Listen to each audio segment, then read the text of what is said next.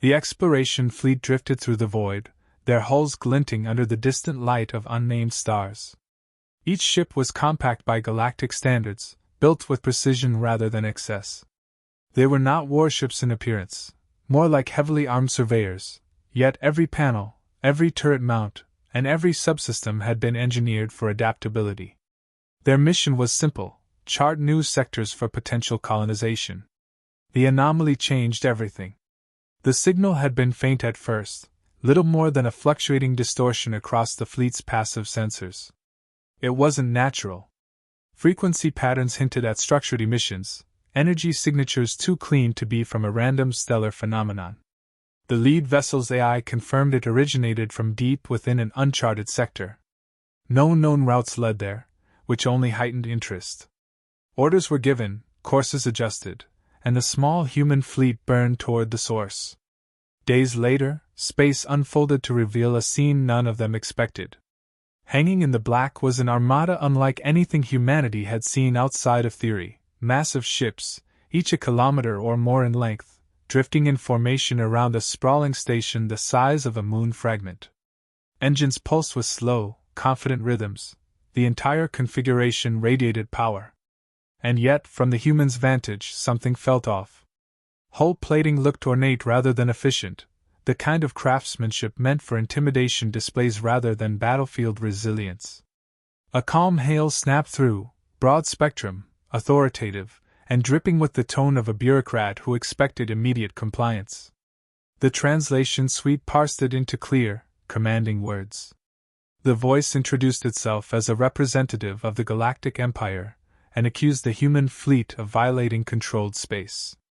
Payment, it declared, was required for safe passage, tribute in exchange for being allowed to leave unharmed.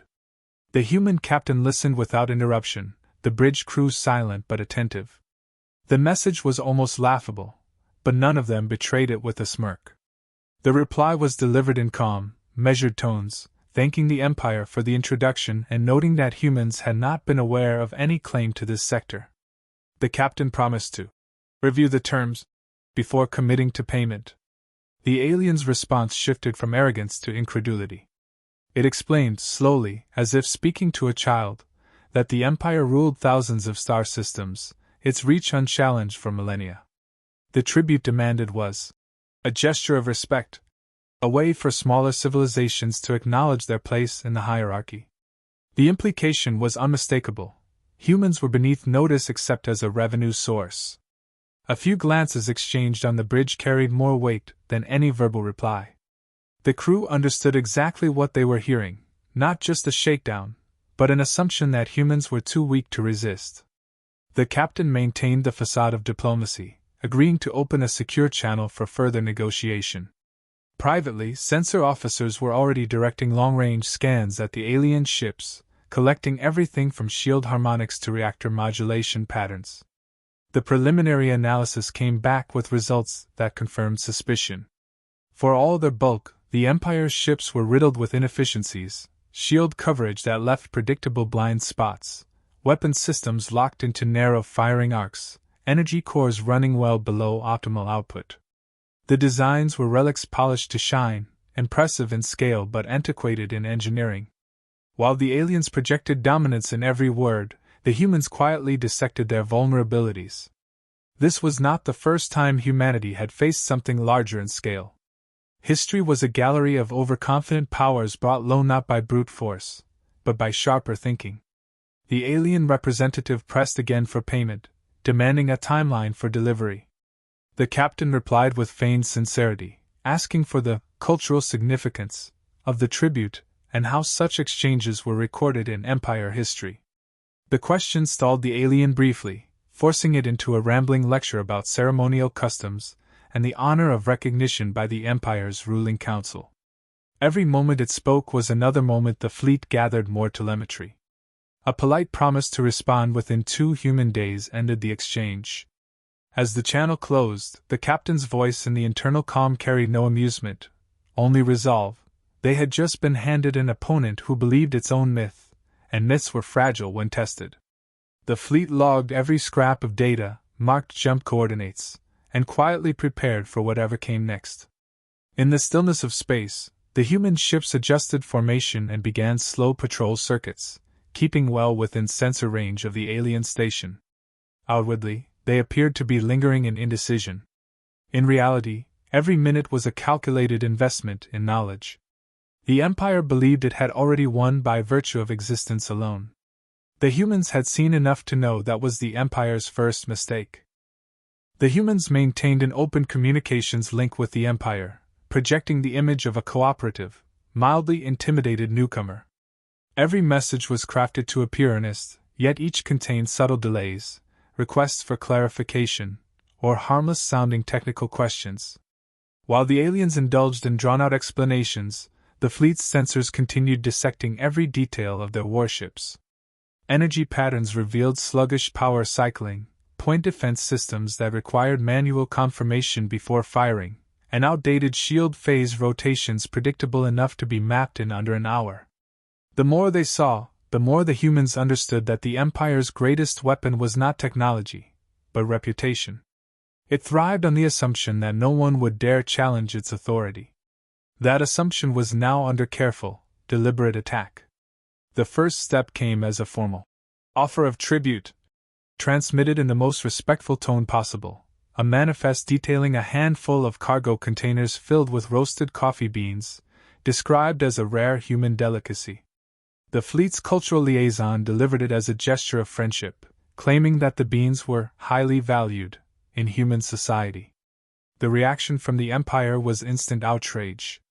The representative's voice sharpened, calling the offer insulting, a mockery of tradition. They demanded a revised payment, warning that failure to comply would result in immediate enforcement action from the Imperial Navy. The humans responded with feigned confusion, apologizing if their gift had been misinterpreted, but adding that coffee was a symbol of trust among their people and thus an appropriate first offering. Behind closed channels, the fleet's internal chatter painted a different picture: dry humor at the Empire's bluster, speculation over how long it would take before they escalated from threats to action. No one on the human side was afraid.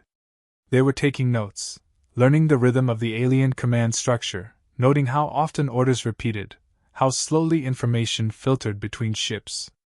Every delay was another weakness catalogued. When the Empire deployed a small probe drone toward the human formation, the captain seized the opportunity. A single precise pulse from a forward turret struck the drone's central processor, shutting it down in seconds. The humans sent an immediate apology, claiming it had been a misfire caused by routine targeting calibration. The Empire dismissed the event publicly but privately signaled their intent to respond with force. The humans recognized the bluff and let it play out. Communications over the next few hours turned into a subtle contest. Human officers peppered their transmissions with casual remarks about the Empire's classic ship design, heritage-grade propulsion systems, and time-honored tactics, phrases that sounded like compliments to an outsider but dripped with hidden condescension. The Empire's representatives either failed to notice or chose to ignore the tone, interpreting the comments as signs of admiration. The captain then proposed a friendly exchange of maneuvers to demonstrate mutual capabilities, framing it as a goodwill exercise to reduce misunderstandings. The Empire agreed, certain they would overwhelm the humans with displays of superior firepower and maneuverability. The humans knew exactly how to use the opportunity. Before the exercise began, fleet analysts reviewed every possible intercept pattern the Empire might employ. Countermeasures were preloaded into targeting systems, jamming bursts tuned for maximum disruption, and drone teams primed for rapid deployment. The goal was not destruction, it was humiliation through precision. As both sides approached the designated area, the humans played their role to perfection. Outwardly cooperative, inwardly calculating, they positioned themselves to bait the Empire into overcommitting.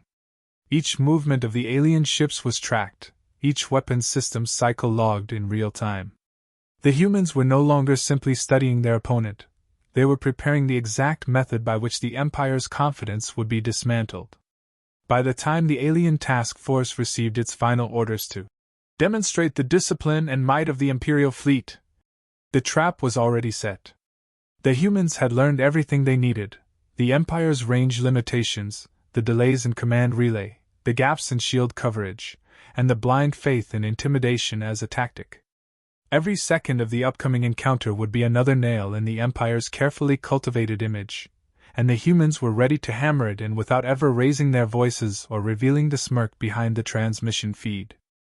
The Empire's squadron arrived in tight formation, their hulls gleaming under harsh floodlights as if preparing for a ceremonial display. 10 ships dwarfed the human vessels in length and bulk, each one carrying the kind of visual weight meant to overwhelm opponents before a shot was fired. The humans answered the arrival with silence, their fleet drifting in loose configuration, unthreatening yet positioned so every alien ship fell within overlapping firing arcs. Targeting systems locked quietly in the background, their presence masked from external scans. The first Imperial salvo came without warning, a spread of energy bursts designed to test defenses. Human shields absorbed the hits with minimal fluctuation, the impacts dispersed evenly by adaptive modulation. No counterfire came immediately. Instead, the human fleet maintained deliberate stillness, letting the Empire believe they had the upper hand. Internal algorithms ran rapid calculations, mapping each enemy's ship's firing patterns, recharge cycles, and heat distribution. Then the humans acted. Precision strikes lanced out, not at weapon mounts or crew compartments, but at the propulsion nodes integrated into the aft sections of the alien ships. Each impact carried just enough force to disable movement without breaching hull integrity. Within seconds, 3 of the Empire's largest vessels were adrift, their engines dark and maneuvering thrusters offline. The effect rippled through the squadron's formation, forcing the remaining ships to adjust positioning. That adjustment exposed the gaps the humans had been waiting for. Target jamming swept through the Empire's systems, corrupting lock-on protocols and feeding false telemetry into their targeting arrays.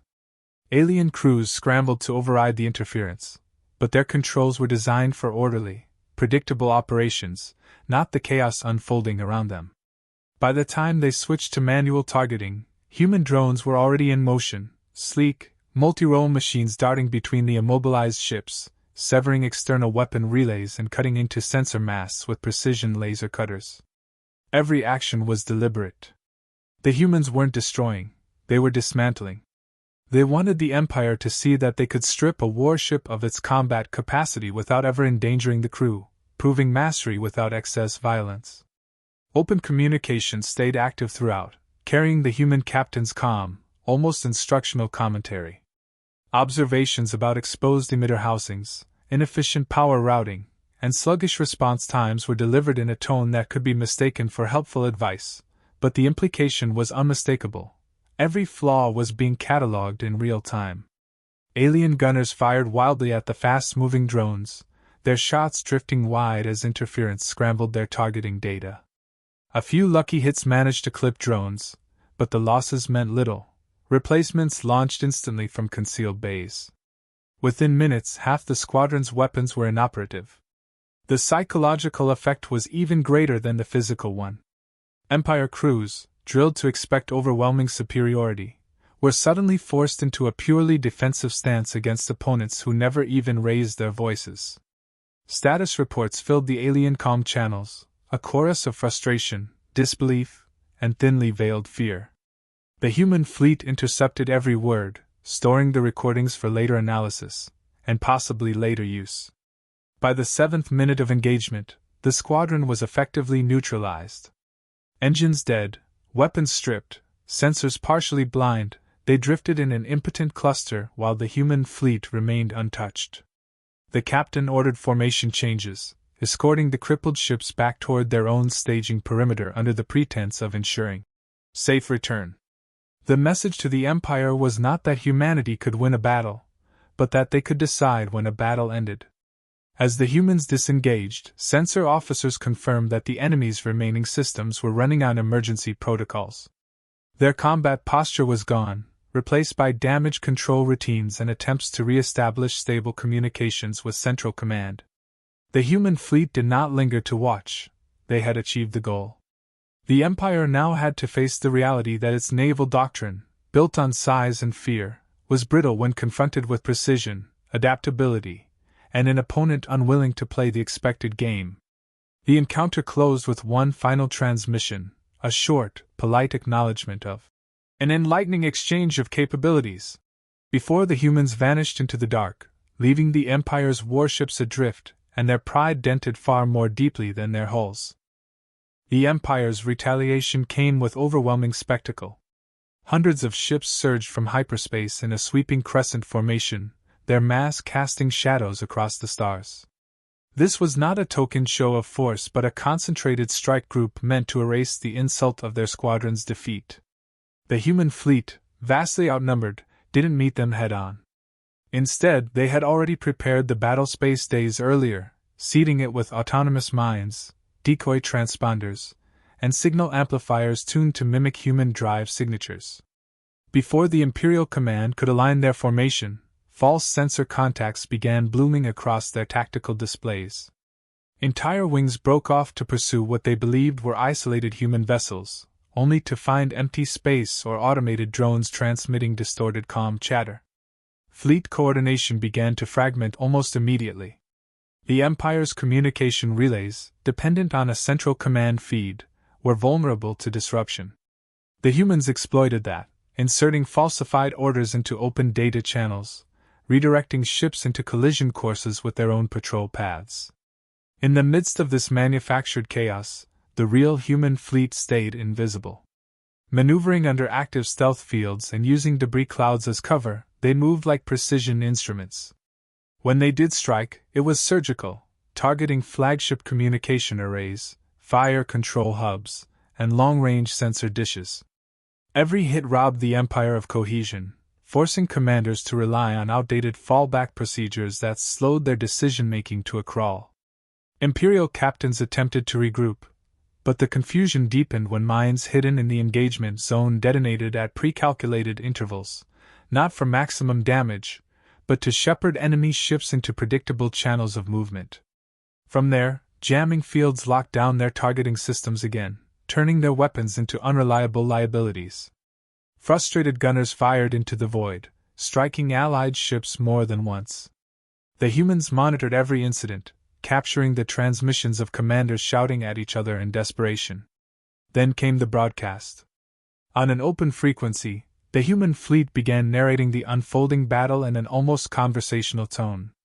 They commented on the Empire's maneuver choices, gently pointed out inefficient energy allocation, and speculated aloud about which ships would break formation next. The commentary wasn't meant to taunt, it was meant to demoralize by showing just how much control humanity had over the engagement. Every alien officer who heard it understood the subtext. They were being studied, dismantled, and guided like pieces on a board. Small skirmishes erupted where Imperial ships finally encountered human vessels, but each was over in moments. The humans refused protracted firefights, instead crippling mobility or sensors before vanishing again. The sheer asymmetry of the exchange eroded the Empire's will to fight far faster than any attritional strategy could. Their fleet had arrived expecting to overwhelm with numbers. Now, those numbers were scattered and unable to coordinate. As the hours passed, the humans tightened the noose, not to annihilate the fleet, but to make continued engagement untenable. Supply ships found their cargo holds depressurized. Fuel tankers discovered navigation systems locked into holding patterns far from their intended positions. Escort groups were separated from the vessels they were meant to protect. The Empire still had overwhelming firepower on paper, but in practice, almost none of it was aligned toward a functional objective. By the time the Imperial Admiral realized the battle was unwinnable, his fleet was already pulling back in fragments, not as a unified retreat but as isolated withdrawals by captains unwilling to continue. The humans didn't chase. Instead, they allowed the disengagement to play out, tracking every vessel's trajectory for later mapping. The final human transmission was brief, a courteous thanks for the spirited introduction to Imperial tactical philosophy, and a promise to consider future exercises. It was the kind of message that could be read as either genuine or devastatingly sarcastic, and the ambiguity was deliberate. Then the human fleet slipped into jump space, leaving behind a battlefield littered with disabled mines, drifting debris, and the fractured pride of a force that had believed itself beyond defeat. word of the defeat moved faster than any ship. Within days, Imperial trade routes, diplomatic channels, and military networks were saturated with fragmented accounts of what had happened. Official reports downplayed the scale of the loss, framing it as an unfortunate training mishap during an exercise with an emerging civilization. The story might have held had the humans not ensured that every intercepted transmission, every moment of their calm dismantling of Imperial forces, was leaked to neutral systems. The recordings spread like a contagion, shared not just by governments but by merchants, mercenaries, and information brokers eager to profit from the embarrassment. What began as disbelief shifted into amusement. Independent broadcasters replayed the footage of immobilized Imperial warships being escorted away, pairing it with commentary that mocked the arrogance once used to intimidate lesser powers. The coffee tribute incident became a punchline in political circles, repeated with a mix of humor and derision. Other species, long accustomed to paying the Empire for peace, began sending shipments of coffee beans to Imperial ports as a symbolic jab. Some even imitated the humans' dry tone in official negotiations, using politeness as a weapon to erode the Empire's posture of superiority. Inside the Empire, the impact was corrosive. Recruitment numbers dipped as potential officers questioned whether the Imperial Navy could protect them from enemies it claimed were beneath notice. Senior commanders clashed in private over how to handle the human threat, whether to pursue immediate retribution or to avoid further public humiliation by ignoring them entirely. A few quietly retired, unwilling to have their names tied to any future engagement. Meanwhile, the humans treated the entire episode not as a war, but as a reconnaissance success. Their fleets expanded survey operations deeper into sectors once marked as Imperial territory, cataloging supply depots, patrol routes, and logistical choke points without interference. The Empire, still reeling from its public humiliation, hesitated to respond, unwilling to risk another engagement that could end in the same quiet, surgical defeat. The Galactic Council convened an emergency session to discuss the human question. Representatives from allied and rival states alike debated whether the newcomers were an existential threat or merely a skilled nuisance. The humans declined the invitation to attend, instead sending a small package, an assortment of fine teas, with a note that read, "To help you stay alert during discussions." The gesture was replayed across hundreds of systems, a masterstroke of subtle defiance that the Empire could not answer without appearing petty. Across neutral worlds, humanity's reputation transformed overnight. They were no longer just another ambitious young species pushing into the stars. They were a symbol of resistance, proof that the Empire's dominance was not absolute. Merchant captains began seeking human contracts, mercenary groups offered services in exchange for human technology, and political dissidents cited the events as inspiration for pushing back against Imperial overreach. Within human space, the story became legend. It was told in academies as an example of strategic patience and the power of information warfare. It was recounted in bars on frontier stations, growing sharper and more embellished with each retelling, though the core facts needed no exaggeration. The official logs, preserved in military archives, described the operation with clinical precision, every scan, every strike, every calculated broadcast designed to achieve maximum psychological effect. The captain who had commanded the encounter wrote only a single line in the mission's final summary. The greatest blow was not to their fleet, but to their certainty. It became a quote etched into training halls and briefing rooms, a reminder that in the void, victory was measured less by the ships destroyed than by the will broken. The Empire never officially acknowledged the scale of the defeat. But in the months that followed, their patrol routes shifted farther from human space, and their demands for tribute to smaller civilizations became less frequent. The silence was its own admission. The humans had proven that size, history, and reputation meant nothing against adaptability, precision, and the refusal to play by another's rules.